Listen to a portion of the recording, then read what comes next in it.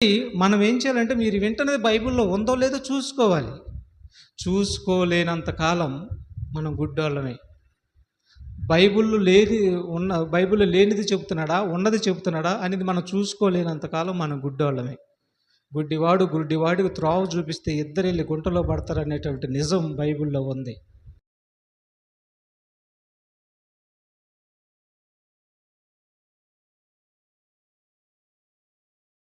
మరి ముఖ్య వాక్య భాగంలోకి వెళ్దాం.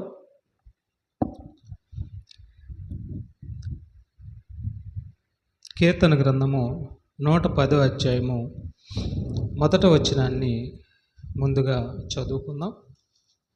కీర్తన గ్రంథము 110వ అధ్యాయము మొదట వచనాన్ని ముందుగా చదువుకున్న ప్రియమైన బిడ్డలారా, ప్రభువు ఏమండి, ఇక్కడ మనం ఆలోచించగలిగితే ప్రభువు నా ప్రభువుతో సెలవిచ్చిన వాక్కు అని అంటున్నాడండి. ఇక్కడ ప్రభువు అని అంటే తండ్రి అయిన దేవుడు, నా ప్రభు అంటే యేసుక్రీస్తు వారు. ప్రభు అంటే ఎవరు? ప్రభువు నా ప్రభువుతో సెలవిచ్చిన వాక్కు. దావీదు గారు రాస్తున్నాడు, ప్రభువు నా ప్రభువుతో సెలవిచ్చిన వాక్కు. ఏమని దావీదు యొక్క ప్రభువుతో సెలవిస్తున్నాడంట అంటే యేసుక్రీస్తు వారితో తండ్రి అయిన దేవుడు సెలవిస్తున్నాడు అని అంటున్నాడు. ఏమని సెలవిస్తున్నాడంటే, నేను నీ శత్రువులను నీ పాదములకు పీఠముగా చేయి వరకు నా కుడి పార్శ్వమున కూర్చుండుము అంటున్నాడంట. ఏమంటున్నాడు? నేను నీ శత్రువులను నీ పాదములకు పీఠముగా చేయి వరకు నా కుడి పార్శ్వమున కూర్చుండుము అంటున్నాడు. అంటే నా ప్రభుతో చెప్తున్నాడు. ప్రభు అనగా తండ్రి అయిన దేవుడు, నా ప్రభు అనగా యేసుక్రీస్తు వారు.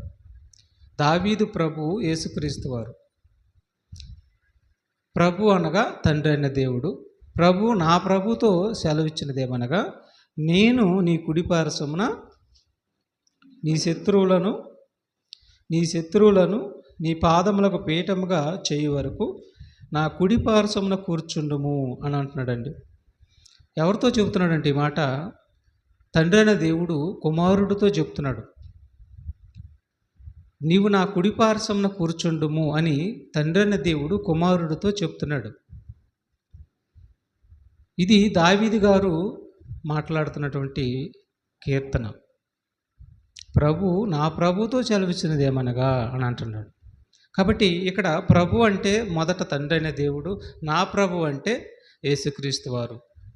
యేసుక్రీస్తు వారితో తండ్రి అయిన దేవుడు సెలవిస్తున్నది ఏమనగా, నీవు నా కుడి పార్శ్వమున కూర్చుండుము అని అంటున్నాడు. కాబట్టి ఇక్కడ మనం చూడగలిగితే, ఎందుకు ఈ సందర్భాన్ని మనం చూడాల్సి వస్తుందంటే, తండ్రి అయిన దేవుడే యేసుక్రీస్తుగా వచ్చాడు, తండ్రి అయిన దేవుడే పరిశుద్ధాత్మ దేవుడిగా వచ్చాడు. ముగ్గురు ఒకటే అనే ఆలోచనతో ఈనాడు చాలామంది ప్రపంచం ఉంది. కాబట్టి బైబిలు ఏది చెబుతుంది దాన్ని మాత్రం మనం పాటించాలి. బైబిలు ఆమోదించింది మనం పాటించాల్సిన అవసరత లేదు. ఇక్కడ మనం ఆలోచించగలిగితే చక్కగా భక్తుడు విభజించి చెప్తున్నాడు. ప్రభు నా ప్రభుతో సెలవిచ్చున్నది ఏమనగా, నీవు నా కుడి పార్శ్వన కూర్చోమని సెలవిస్తున్నాడంట. యేసు ప్రభుతో తండ్రి అనే దేవుడు నువ్వు నా కుడి పార్శ్వన కూర్చుండమని సెలవిస్తున్నాడంట. కాబట్టి మనం ఈ పాఠం యొక్క పేరు ఏంటనంటే, తండ్రి కుడి పార్శ్వన ఎవరు కూర్చున్నారు? రాసుకోండి టైటిల్ ఇది. తండ్రి కుడి పార్శ్వన కూర్చున్న ఆయన పేరేంటి? కాబట్టి నువ్వు నా కుడి పార్శ్వన కూర్చోమని తండ్రి కుమారుడితో యేసుతో చెప్తున్నట్టుగా మనకి ఇక్కడ అర్థమవుతుంది. తర్వాత అపోస్తల కార్యాలు 2వ అధ్యాయము 35వ వచనాన్ని మనం చూడగలిగితే, అపోస్తల కార్యాలు 2వ అధ్యాయము 35వ వచనం,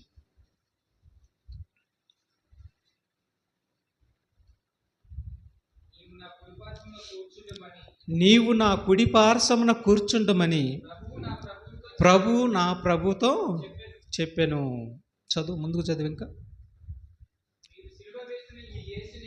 జాగ్రత్తగా వినండి. 34 నుంచి చదువుదాం. దావీదు పరలోకమునకు ఎక్కిపోలేదు, అయితే అతడెట్లనెను, నేను నీ శత్రువులను నీ పాదముల క్రింద పాదపీఠముగా ఉంచు వరకు నీవు నా కుడి పార్శ్వమున కూర్చుండుమని ప్రభు నా ప్రభుతో చెప్పెను అన్నాడా. ఈ సందర్భం ఎవరిది? ఈ సందర్భం ఎవరిని సూచిస్తుంది? తండ్రి అనే దేవుణ్ణి, ఆయన కుమారుడైనటువంటి యేసుని. నీ శత్రువులని నీ పాదముల కింద ఉంచు వరకు నీవు నా కుడి పార్శ్వన కూర్చుండుమని ప్రభు నా ప్రభుతో సెలవిస్తున్నాడు అని అంటున్నాడు. ఇప్పుడు ఇంకో ముందుకు చదువు, అక్కడే ముందుకు చదువు. మీరు సిలువ వేసినటువంటి యేసునే దేవుడు ప్రభువుగాను క్రీస్తుగాను నియమించెను.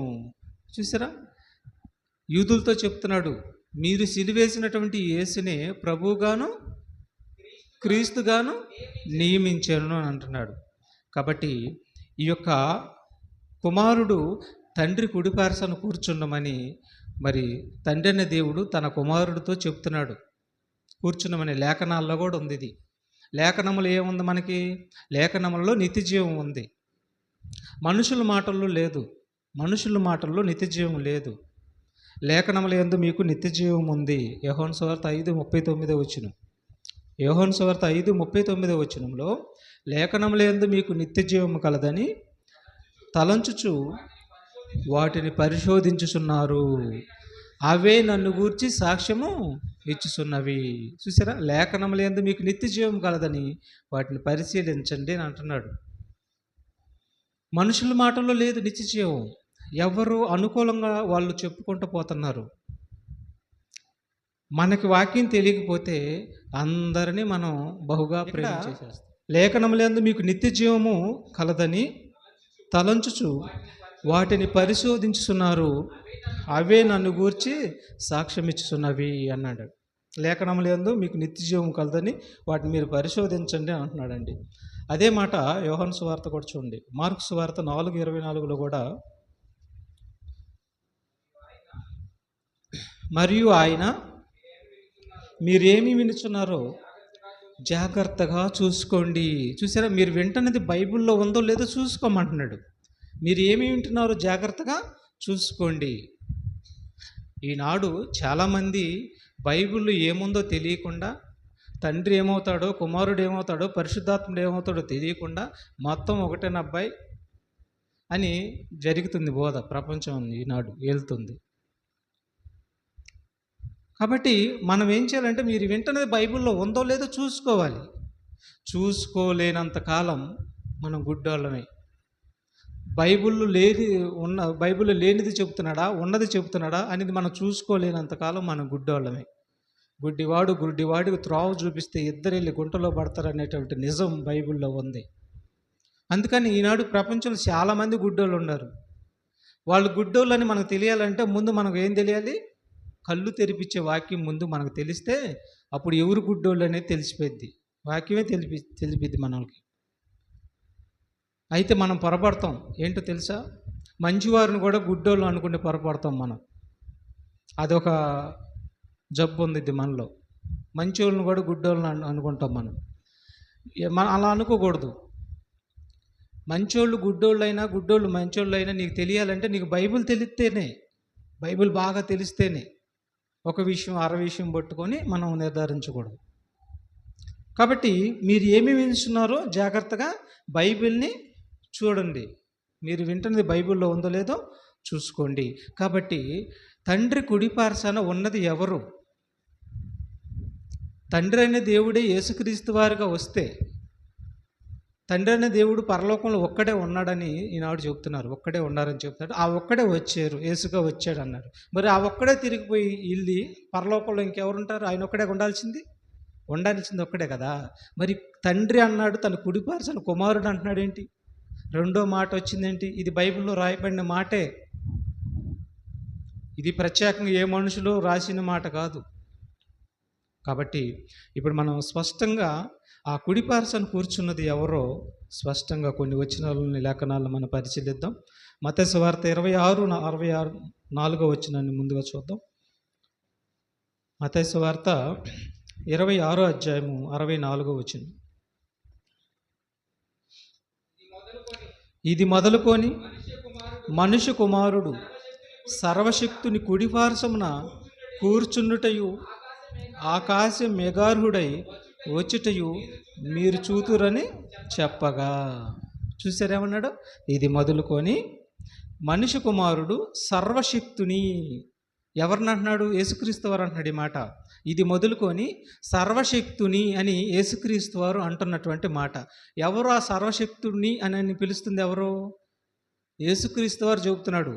ఇది మొదలుకొని మనుష్య కుమారుడు సర్వశక్తుని కుడిపార్శ్వమున కూర్చుండుటయు.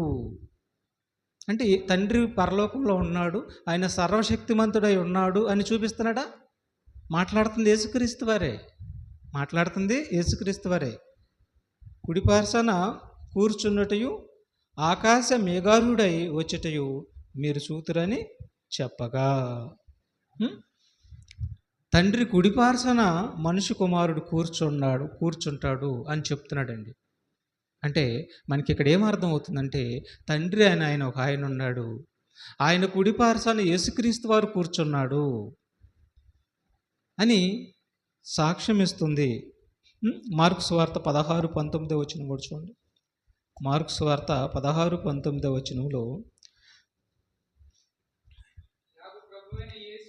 ఎలాగూ ప్రభు అయిన యేసు వారితో మాట్లాడిన తర్వాత పరలోకమునకు చేర్చుకొనబడి దేవుని కుడిపార్శ్వమున ఆసీనుడాయను.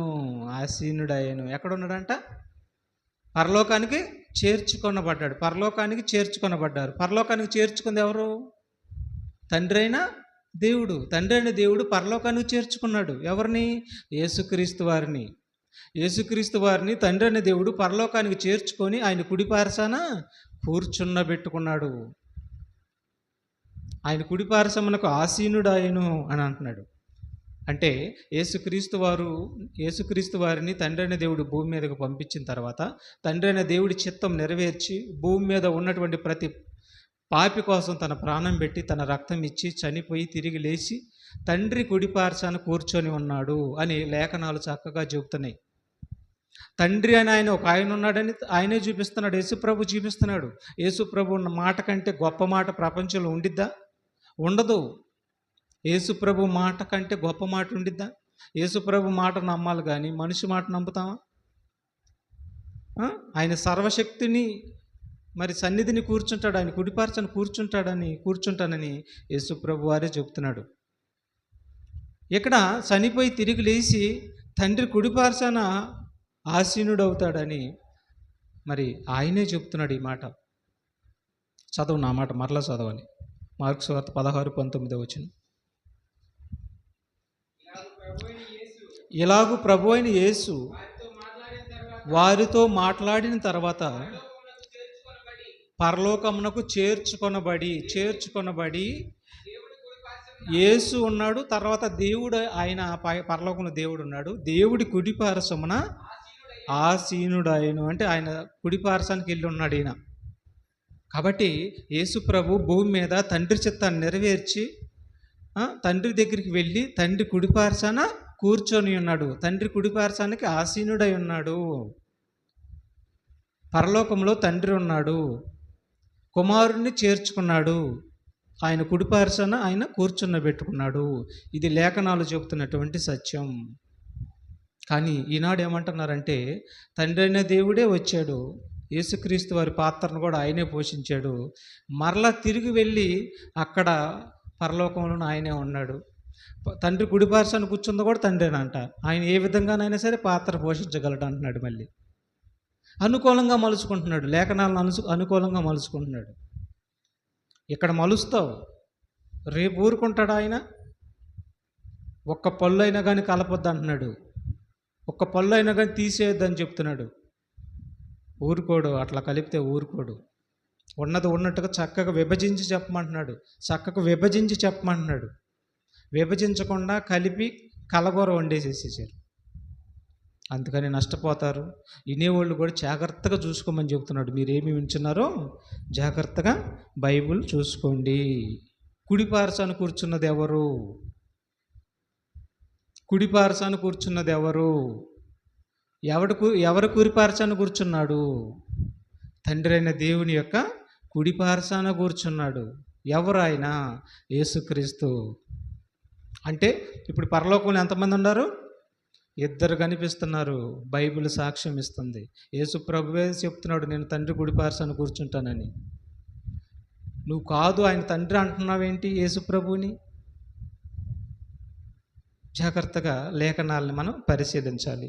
అపోస్తుల కార్యాలు 7వ అధ్యాయము పరిశుద్ధాత్మతో నిండుకొనినటువంటి స్టెఫెను గారు ఏమని సెలవిస్తున్నాడో, ఏమని సాక్ష్యం ఇస్తున్నాడో చూడండి. పరిశుద్ధాత్మతో నిండుకున్నటువంటి స్టెఫెను ఏమని సాక్ష్యం ఇస్తున్నాడో మంచి మాట. అపోస్తుల కార్యాలు 7వ అధ్యాయం 55 నుంచి చూద్దాం. అయితే అతడు పరిశుద్ధాత్మతో నిండుకొనిన వాడై ఆకాశం వైపు తేరు చూసి దేవుడి మహిమను. ఏమండి, ఇక్కడ స్టెఫెను గారు దేంతో నిండుకొని ఉన్నాడు? పరిశుద్ధాత్మతో నిండుకొని ఉన్నాడు. పరిశుద్ధాత్మతో నిండుకొని ఉన్నాడు అంటే పరిశుద్ధాత్మ దేవుడు ఎక్కడున్నాడు? భూమి మీద ఉన్నాడు కదా, ఉన్నాడు. రైట్. ఇప్పుడు ఏమంటున్నాడు చూడండి. ఆకాశము తెరవబడుటయు దేవుడి యొక్క మహిమను యేసు అన్నాడు. బాగా వినాలి, బాగా అర్థం చేసుకునండి, విభజించాలండి. బైబిల్ చక్కగా అర్థం చేసుకుంటే అర్థమైపోయిందండి. కొద్ది నిమిషాలు మీరు ఓపిక పట్టండి. యేసు అనే ఆయన ఒక మాట అన్నాడు. తర్వాత ఏమన్నాడు? దేవుని కుడిపార్శ్వమందు నిలిచి ఉండుట చూశాడంట. ఎవరు చూశారంట? మరి ఈ మాట నమ్మాలా వద్దా? ఈ మాట నమ్మాలా వద్దా? ముగ్గురు కలిసి ఉండారా? కలిసిపోయి ఉండారా? లేదంటే ముగ్గురు పాత్ర ఒక ఆయన పోషించాడా? లేదంటే తండ్రి అనే దేవుడు యేసు ప్రభుని పంపించాడా? తండ్రి అనే దేవుడు పరిశుద్ధాత్మ దేవుడిని పంపించాడా? ఏం చేశాడు చెప్పండి మీరు? ఏం చేశాడు? తండ్రి యేసుని పంపించాడు, పరిశుద్ధాత్మ దేవుడిని పంపించాడు. తండ్రి అక్కడే ఉన్నాడు. అప్పుడు విడిగానే ఉండారు కదా. సంకల్పం మాత్రం ఒకటే. సంకల్పము తండ్రి సంకల్పించినది, సంకల్పం ఒకటే. ఈ ముగ్గురు సంకల్పంలో ఉండారు, ఏకమై ఉండారు. సంకల్పంలో ఏకమై ఉండారు. కానీ వ్యక్తులుగా చూస్తే విడివిడిగా, ఆత్మలుగా చూస్తే ఆయనలో నుంచి యేసుక్రీస్తు వారు వచ్చారు, ఆయనలో నుంచి పరిశుద్ధాత్మ దేవుడు వచ్చారు. వీరు పరలోకంలోని ముగ్గురు ఉన్నారని నేను పోయిన వారం మీకు చెప్పాను. కాబట్టి ఇక్కడ చూడండి, స్పష్టంగా పరిశుద్ధాత్మ ప్రేరణతో నిండినటువంటి స్టెఫెను గారు ఏమని చదివిస్తున్నాడు? ఆకాశం తెరవబడుటయు యేసు దేవుని కుడిపార్శ్వమున నిలిచి ఉండుటయు చూసి. ఆయన చూశాడంట, ఆత్మలో చూశాడంట. యేసు తండ్రి కుడిపార్శ్వమున నిలిచి ఉన్నాడంట. తండ్రి యేసుగా ఉన్నాడని అన్నాడా? ఆలోచించండి. తండ్రి యేసుగా ఉన్నాడు అని అన్నాడా? అనలేదు. మరి ఎవరి మాట నమ్మాలి? త్రియేక దేవ. ఇది చాలామంది ఈనాడు, మరి మీరు ఇంత ముందు కూడా మీరు విన్న బోధ ఇదే. అర్థమైందా? తండ్రి యేసుగా వచ్చాడు, తండ్రి పరిశుద్ధాత్మ దేవుడు వచ్చాడు, మరలా తిరిగి వెళ్ళి పరలోకంలో ఒక్కడే ఉన్నాడని చేశారు. ఇప్పుడు బైబిల్ దానికి ఆమోదిస్తల్లా. పరిశుద్ధాత్మ దేవుడు ఏమని అంటున్నాడు? యేసు దేవుని యొక్క కుడిపార్శ్వమున నిలుచొని ఉండుట నేను చూశాను అంటున్నాడు. సాక్ష్యం ఇస్తున్నాడు. నమ్ముతావా బతుకుతావు, నమ్మలేదా శిక్ష తప్పదు నీకు. తర్వాత ఇంకో మాట చూద్దాం. రోమపత్రిక 8వ అధ్యాయము 34వ వచనం. రోమపత్రిక 8వ అధ్యాయము 34వ వచనం చూడండి. శిక్ష విధించువాడు ఎవరు? చనిపోయిన క్రీస్తు యేసే. అంతేకాదు, మృతుల్లో నుండి లేచిన వాడును, దేవుని కుడిపార్శ్వమున ఉన్నవాడును, మన కొరకు విజ్ఞాపనము కూడా చేయువాడును ఆయనే. చూసారేమన్నాడు? ఎంత స్పష్టంగా రాస్తున్నాడండి అపోస్తున్నటువంటి పౌలు గారు రాస్తున్న మాట ఇది. స్టెఫెను గారు సాక్ష్యం ఇచ్చాడా? ఇప్పుడు అపోస్తున్నటువంటి పౌలు గారు రాస్తున్నాడు రోమా సంఘానికి. ఏమని అంటున్నాడు? మన తరపున విజ్ఞాపన చేయువాడు ఆయనే. తండ్రి కుడిపార్శ్వన కూర్చున్నవాడు ఆయనే, మనందరి తరపున విజ్ఞాపన చేయవాడు ఆయనే అని అపోస్తులైనటువంటి పౌలు గారు పరిశుద్ధాత్మ ప్రేరణతో నిండిన వాడై చెబుతున్నటువంటి ఆనిముత్యం లాంటి మాట ఇది. ఈ ముత్యాలను నమ్మరండి, ఈ ముత్యాలను నమ్మరు. కాబట్టి నమ్ముదాం, ఆయన తండ్రి కుడిపార్శ్వన కూర్చొని మనందరి కోసం ఆయన విజ్ఞాపన చేయుచున్నాడు.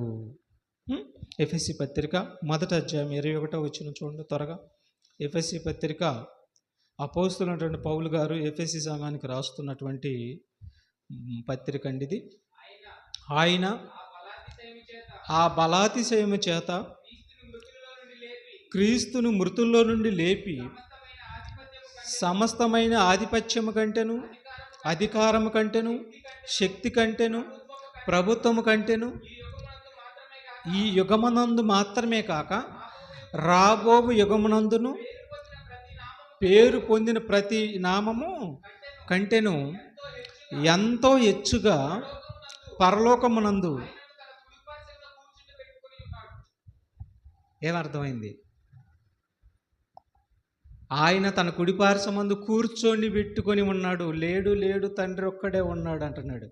యేసుగా వెళ్ళాడు, తండ్రి అక్కడే ఉన్నాడు. ఆయన అనేకమైనటువంటి మరి వేషాలు వేస్తాడు అన్నట్టుగా, అనేకమైనటువంటి రూపాలు మార్చుకుంటాడు అన్నట్టుగా చెప్తున్నారు. ఉన్నది ఉన్నట్టుగా మరి వాస్తవం మాట్లాడుతుంది బైబిల్. కానీ దీన్ని అసలు అంగీకరిస్తలేదు. ఆయన కుడిపార్శ్వను కూర్చొని పెట్టుకున్నాడంట, కూర్చున్నబెట్టుకున్నాడు. నమ్ముతాం, ఈ మాట నమ్ముదాం. ఇది సత్య సంబంధమైన బోధ అండి. హెబ్రీ పత్రిక 1వ అధ్యాయం 4వ వచనం కూడా చూడండి. హెబ్రీ పత్రిక, హెబ్రీ గ్రంథకర్త ఏం రాస్తున్నాడో చూడండి. ఈయన కూడా పౌలు గారేనండి, ఈ పత్రిక కూడా రాస్తుంది. 1వ అధ్యాయం 4వ వచనం. ఆయన దేవుని మహిమ యొక్క తేజస్సును, ఆయన తత్వము యొక్క మూర్తిమంతమునై ఉండి తన మహత్తు గల మాట చేత సమస్తమును నిర్వహించుచు పాపముల విషయంలో శుద్ధీకరణము తానే చేసి దేవదూతల కంటే ఎంత శ్రేష్టమైన నామం పొందినో వారికంటే అంత శ్రేష్ఠుడై ఉన్నత లోకమందు, అంతే పరలోకమందు మహామహుడగు దేవుడి కుడిపార్శ్వమున కూర్చుండెను. చూసారా ఎక్కడ కూర్చున్నాడంట ఆయన వెళ్ళి? ఇది రాసింది ఎవరు? ఈ పత్రిక పౌలు. రోమ పత్రిక రాసింది ఎవరు? పౌలు. ఎఫెసీ పత్రిక రాసింది ఎవరు? పౌలు. ఏమని చెప్తున్నాడు పౌలు గారు? ఏ ప్రేరణతో చెప్తున్నాడు పౌలు గారు? పరిశుద్ధాత్మ ప్రేరణతో చెప్తున్నాడు. అర్థమైందా? స్టెఫెన్ గారు ఏ ప్రేరణతో చెప్పాడు? పరిశుద్ధాత్మ ప్రేరణతో చెప్పాడు. నమ్మొద్దయ్యే, నమ్మితే బతుకుతాం. నిజాలండి ఇవ్వండి. ఆయన మహామహుని కుడిపార్శ్వమున ఆసీనుడై ఉన్నాడండి. హెబ్రీ పత్రిక 12:2 వచనం కూడా చూడండి. హెబ్రీ పత్రిక 12:2 వచనం. మనము కూడా ప్రతి భారమును సులువుగా చిక్కులు పెట్టు పాపమును విడిచిపెట్టి విశ్వాసమునకు కర్తయు దానిని కొనసాగించువాడునైనా యేసు వైపు చూచుచు. హెబ్రీ 12:2 అదేనా? చదువు. మన ఎదుట ఉంచబడిన పందెములు ఓపికతో పరిగెత్తుదము. చూడండి, జాగ్రత్తగా ఉండండి. ఆయన తన ఎదుట ఉంచబడిన ఆనందపు కొరకై అవమానమును మనందరి కోసం నిర్లక్ష్య పెట్టి ఉమ్ము వేసిన, పిడిగుద్దులు గుద్దిన, వస్త్రహీనుడిగా వస్త్రాలు తీసేసి వేరే వస్త్రాలు ధరించిన, బల్లెంతో పొడిచిన, ఈపును గుద్దిన, నిన్ను గుద్దినవాడెవడో చెప్పు అని అన్న, కిరీటం మరి ముళ్ళు కిరీటం పెట్టి ఒత్తుతున్నా, ఆ రక్తధారలు కారుతున్న అవమానాన్ని కేకరించి ముఖమున ఉమ్మి వేసిన తట్టుకున్నాడు. ఎందుకంటే దాన్ని అసలు నిర్లక్ష్య పెట్టాడు. అది నాకు లెక్క కాదన్నాడు. రాబోవు నిత్య జీవం ఉంది, మహాలోకం ఉందని చెప్పి ఇదంతా మనందరి కోసం నిర్లక్ష్య పెట్టాడండి. పట్టించుకోలేదంట. ఆయన బాధను అనుభవించేసేసాడు. సిలువను సహించి దేవుని సింహాసనం యొక్క కుడి పార్శ్వమున ఆసీనుడై ఉన్నాడు. చూసారా, బాధ భరించి, కష్టం భరించి, సిలువను నిర్లక్ష్య పెట్టి, సిలువ యొక్క శ్రమలు నిర్లక్ష్య పెట్టి దేవుని యొక్క కుడి పార్శ్వమున ఆసీనుడై ఉన్నాడు. మొదటి పేతురు పత్రిక 3:22 వచనం కూడా చూడండి. పేతురు రాసిన మొదటి పత్రిక 3వ అధ్యాయము 22వ వచనం. ఆయన పరలోకమునకు వెళ్ళి దూతల మీదను అధికారుల మీదను శక్తుల మీదను అధికారం పొందినవాడై దేవుడి కుడి పార్శ్వమున ఉన్నాడు. ఎన్ని మాటలండి, ఎన్ని మాటలండి. ఈ విధంగా చూపించుకుంటే చాలా చూపిస్తానండి నేను. మనకు కొద్దిగా చాలు, అవసరాన్ని బట్టి నిజం తెలుసుకోవటం కావాలి మనకి. ఆయన ఏమన్నాడంట, పరలోకములో అధికారం పొంది దేవుని కుడి పార్శ్వమున ఉన్నాడు. అధికారం ఎవరిచ్చారు ఆయనకి? అధికారం ఎవరిచ్చారు? దేవదూతల మీద అధికారం ఎవరిచ్చారు? తండ్రి అయిన దేవుడు ఆయనకి సమస్త అధికారాన్ని అప్పగించాడు. ఎందుకంటే మృత్యుంజయుడు ఆయన, లోకాన్ని జయించిన వీరుడు ఆయన. పరలోకంలో ఆయనకి అధికారం ఇచ్చాడు తండ్రి అయిన దేవుడు. కాబట్టి అధికారం ఇచ్చాడు అన్న విషయంలో కూడా ఇచ్చింది ఎవరో, తీసుకున్నది ఎవరో అర్థం చేసుకోవాలండి. బైబిల్ అంత తేలిక ఎవరికి అర్థం కాదు. అసలు ప్రకృతి సంబంధించిన మనిషికి అస్సలు అర్థం కాదు. సంపాదన కోసం బోధించేవాడికి అస్సలు బైబిల్ అర్థం కాదు. కాబట్టి ఆయన అధికారం పొంది దేవుని కుడి పార్శ్వమున కూర్చొని ఉన్నాడు. కొలస్సీ పత్రిక 3 మొదటి వచనం కూడా చూడండి. ఇది రాసింది పేతురు గారండి. పేతురు పత్రిక రాసింది ఎవరు? పేతురు గారు. చూడండి, పరిశుద్ధాత్మతో మరి ప్రేరణతో చెప్తున్నటువంటి మాటలే కానీ ఇవి బైబిల్కి వ్యతిరేకమైన మాటలు కాదు కదా. కొలస్సీ పత్రిక 3 మొదటి వచనం కూడా చూడండి. మీరు క్రీస్తుతో కూడా లేపబడిన వారైతే, చూడండి ఏమంటున్నాడు, బాగా వినాలి. మీరు క్రీస్తుతో కూడా లేపబడిన వారైతే మీరు పైనున్న వాటినే వెతుకుడి, పైనున్న వాటినే వెతుకుడి. ఎంతకి పైనున్న వాటినే వెతకమంటున్నాడు అంటే, పైన ఎవరుండారు? పైన ఏముంది? పరలోకం ఉంది. తర్వాత ఎవరుండారు? తండ్రి అనే దేవుడు ఉన్నాడు. తర్వాత ఎవరుండారు? అక్కడ క్రీస్తు. అదిగో అక్కడ క్రీస్తు దేవుడి కుడి పార్శ్వమున కూర్చొని ఉన్నాడు. దేవదూతలు ఉన్నాయి, నిత్యమైన లోకం.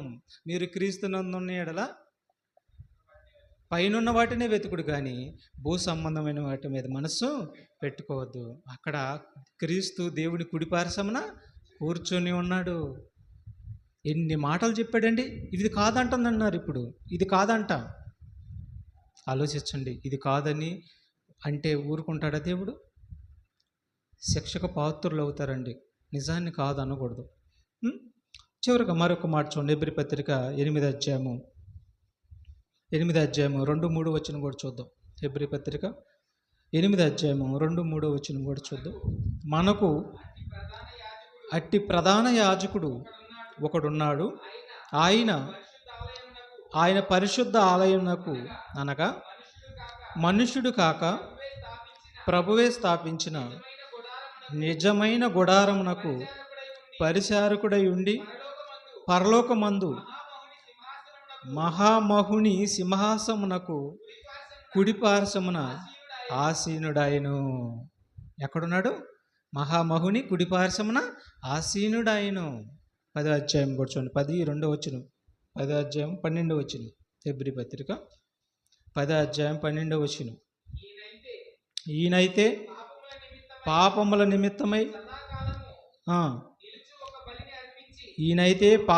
నిమిత్తమై సదాకాలం నిలిచే బలంట అర్పించాడంట. ఎవరయ్యా?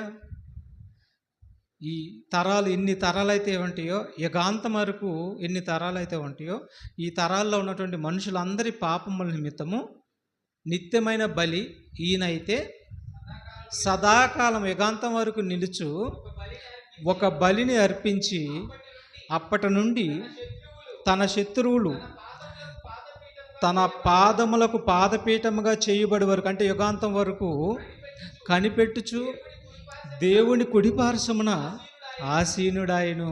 అంటే వండర్ఫుల్ వాడండి. ఎంత మంచి మంచి మాటలండి ప్రభు రాశాడు తన గ్రంథంలో. ఎందుకండి కలిపి చెరుపుతున్నారు? బైబిల్లో ఏమంటాడు తెలుసా? తిమోతితో చెప్తున్నాడు పౌలు, ఓ తిమోతి, నేను నీకు ఏ బోధనైతే అప్పగించానో దాని నిమిత్తమే నువ్వు పోరాడయ్యా. నేను అప్పగించిన బోధ నిమిత్తమే నువ్వు పోరాడు. దీనికి మించి పోయావంటే మాత్రం నువ్వు పోతావు, నీ సంఘం పోద్దని చెప్పాడు. నీ బోధ ప్రకారమే పోతారు వాళ్ళు. నువ్వు నేను చెప్పిందే నువ్వు ప్రకటించు. నువ్వు సొంతగా కల్పించి చెప్పావంటే మాత్రం నువ్వు ఎగిరిపోతావు, నీ బోధ విన్న వాళ్ళు కూడా ఎగిరిపోతారని చెప్పాడు. బోధ చాలా స్ట్రిక్ట్గా ఉండాలి. అన్నం తినకపోయినా పర్వాలా, నీళ్ళు తాకపోయినా పర్వాలేదా, ఒంట్లో రోగం ఉన్నా పర్వాలేదు, కానీ బోధ విషయంలో మాత్రం ఉన్నది ఉన్నట్టుగా కరెక్ట్గా చెప్పాలి అంతే. ఎందుకంటే ఆయనకి సమాధానం చెప్పాలి రేపు. ప్రతి ఒక్కరూ ఆయన సింహాసనం మీద నిల్చోవాలి. అంటే ఆయనకు అధికారం ముందు నిలబడాలి. ఆయన అధికారం చొప్పున నడవని ప్రతి వాడికి వెంటనే శిక్ష పడిద్ది. అధికారం వాక్యం. కాబట్టి అందుకని తీర్పు ఇంట నుండే ప్రారంభమైద్ది అన్నాడు. అవిధేయులైన వారి పరిస్థితి ఏమైద్దో చూడండి అంటున్నాడు. అందుకని వాక్యం విషయంలో చాలా జాగ్రత్తగా ఉండాలి. కాబట్టి ఇక్కడ యేసు తండ్రి కుడిపార్శ్వాన కూర్చొని ఉన్నాడు. తండ్రి కుడిపార్శ్వాన కూర్చుంది ఎవరు? యేసు. కుడిపార్శ్వం అనే మాట వచ్చిందంటే ఒకరికంటే ఎక్కువ మంది ఉన్నట్టేగా. చెప్పండి, ఒకరికంటే ఎక్కువ ఉన్నట్ట లేనట్ట? ఇప్పుడు ఇద్దరు కూర్చున్నారు, ఎడమవైపు ఒకళ్ళు ఉన్నారు, కుడివైపు ఒకళ్ళు ఉన్నారు. కుడిపార్శ్వాన ఉన్నాడు అని మనం అంటాం. ఇద్దరు ఉన్నట్టే కదా? ఉన్నట్టు. ఒక వచనం 2 వచనాలు చూపిస్తే సరే అనుకోవచ్చు. ఇంకా చాలా వచనాలు ఉన్నాయి. మనకు అవసరమైనవి బట్టి కొన్ని మాత్రమే మనం తెలుసుకుంటున్నాం. కాబట్టి యేసు తండ్రి చిత్తాన్ని నెరవేర్చి, భూమి మీద తండ్రి చిత్తాన్ని నెరవేర్చి ప్రతి మనిషి కోసం తన ప్రాణం పెట్టి, ఎందుకంటే తండ్రి చిత్తాన్ని నెరవేర్చమని తండ్రి అనే దేవుడే పంపించాడు. ఆ మాట కూడా చూద్దాం చివరిగా. ఆ మాట కూడా చూడండి ఒక మాట. యెషయా గ్రంథం 48:16 వచనం చూడండి ఒకసారి.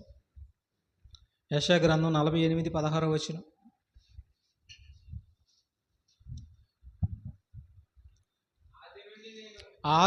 ఆది నుండి నేను రహస్యముగా మాట్లాడిన వాడును కాను.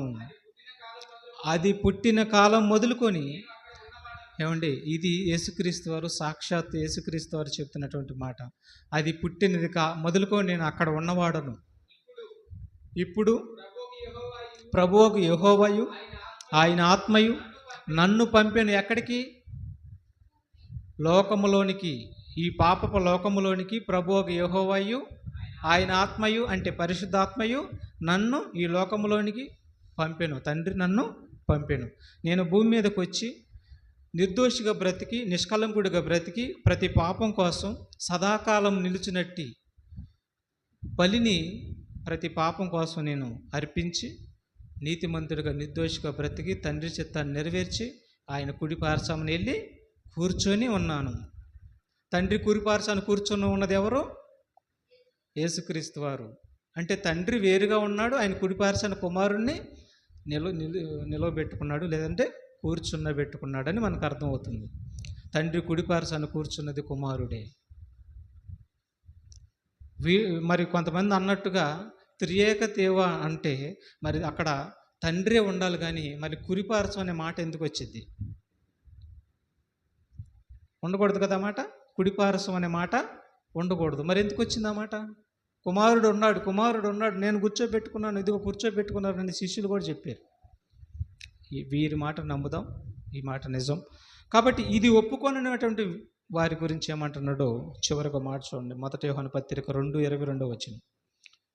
యేసు తండ్రి కుడిపార్శ్వాన కూర్చొని ఉన్నాడు అని ఒప్పుకొనని వారిని, తండ్రి ఉన్నాడు, తండ్రి కుడిపార్శ్వాన కుమారుడు ఉన్నాడని ఒప్పుకొనని వారిని ఏమంటున్నాడో చూడండి. యోహాను గారు రాస్తూ, పరిశుద్ధాత్మ ప్రేరణతో యోహాను గారు రాస్తూ ఏమంటున్నాడో చూడండి. యేసు క్రీస్తు కాడని చెప్పువాడు తప్ప ఎవడు అబద్ధికుడు? తండ్రిని కలపకూడదు, అట్ట కలిపే మోసపోయారు. తండ్రిని కుమారుణ్ణి ఒప్పుకొనని వీడే క్రీస్తు విరోధి అన్నాడండి. తండ్రి కుడిపార్శ్వాన ఎవరున్నారు? ఇప్పుడు కుమారుడు ఉన్నాడు, తండ్రి కూడా ఉన్నాడు, కానీ ఇప్పుడు ఒప్పుకోవట్లా. అక్కడ తండ్రి ఉన్నాడు, ఏసే తండ్రిగా ఉన్నాడు, అట్లా లీలమైపోయి ఉన్నాడు అని అంటున్నారు. కాబట్టి తండ్రి ఉన్నాడు, కుమారుడు ఉన్నాడు. తండ్రి ఉన్నాడని ఒప్పుకోవాలి, కుమారుడు ఉన్నాడని ఒప్పుకోవాలి. ఒప్పుకున్నటువంటి వీడే క్రీస్తు విరోధి అంటున్నాడండి. క్రీస్తు విరోధి. ఎందుకంటే యేసుక్రీస్తు వారంట అండి నిన్న నేడు ఏకరీతిగానే ఉన్నాడంట. యేసుక్రీస్తు వారు నిన్న నేడు ఏకరీతిగానే ఉన్నాడంట. యేసుని ఏ విధంగా అయితే పుట్టించాడో తండ్రి, ఏ క్యారెక్టర్తో అయితే పుట్టించాడో తండ్రి, అదే క్యారెక్టర్తో ఉన్నాడంట. కుమారుని యొక్క క్యారెక్టర్, అదే క్యారెక్టర్తో పరలోకంలో కూడా ఆయన కుమారుడే, భూమి మీదకి వచ్చినా కూడా ఆయన ఎవరు?